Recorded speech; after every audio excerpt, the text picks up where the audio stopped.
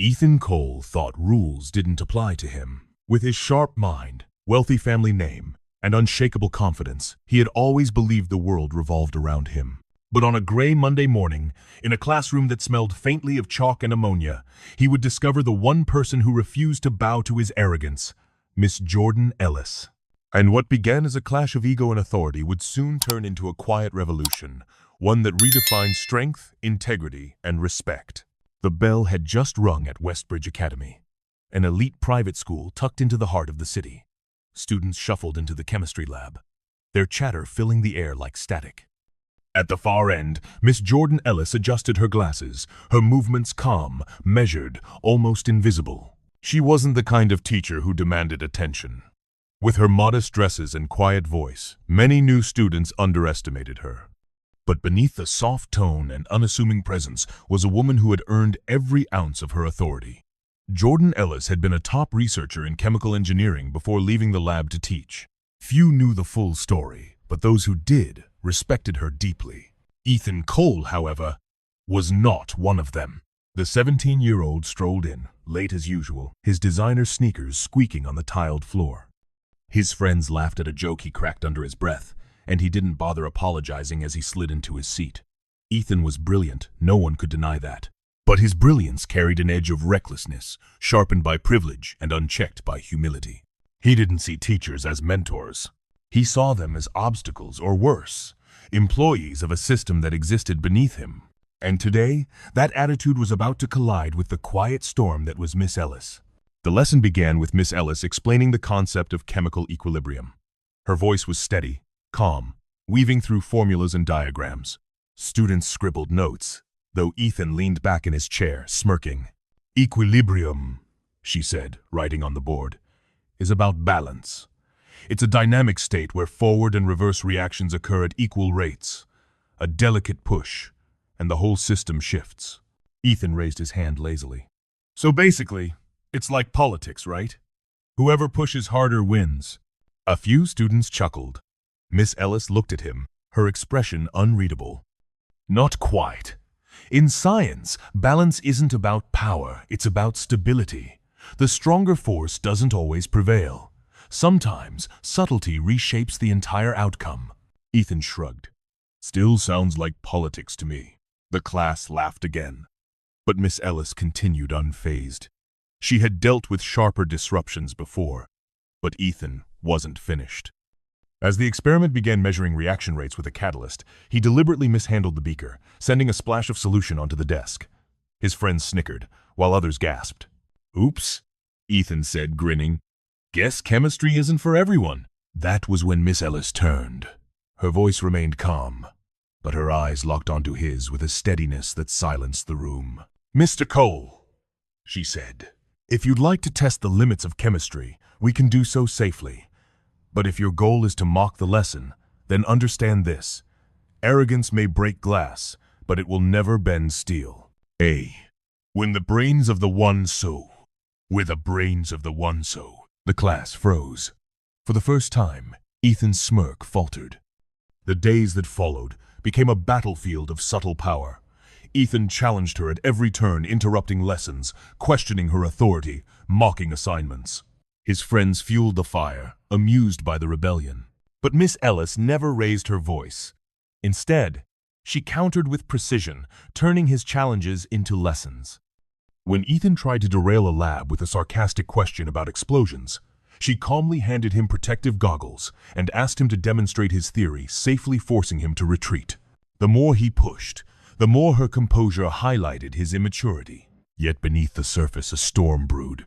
Ethan wasn't used to losing ground, and humiliation festered like acid.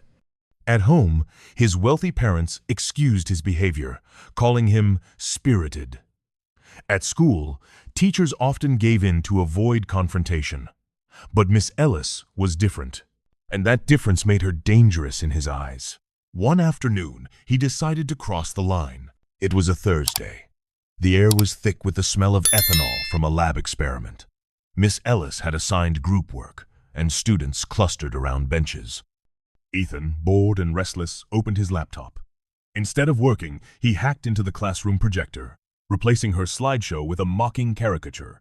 a cartoon of Miss Ellis holding a test tube labeled boring. The class erupted in laughter. For a moment, Miss Ellis stood still, her hand gripping a piece of chalk. Her silence cut through the laughter until it began to falter. She walked slowly to the front, turned off the projector, and faced Ethan directly. "Mr. Cole," she said softly, "stay after class." The room buzzed with whispers. Ethan smirked, but there was a flicker of unease in his eyes. When the bell rang, students filed out quickly, eager to avoid the storm. Ethan leaned back in his chair, arms crossed, ready for a lecture. But Miss Ellis didn't scold him.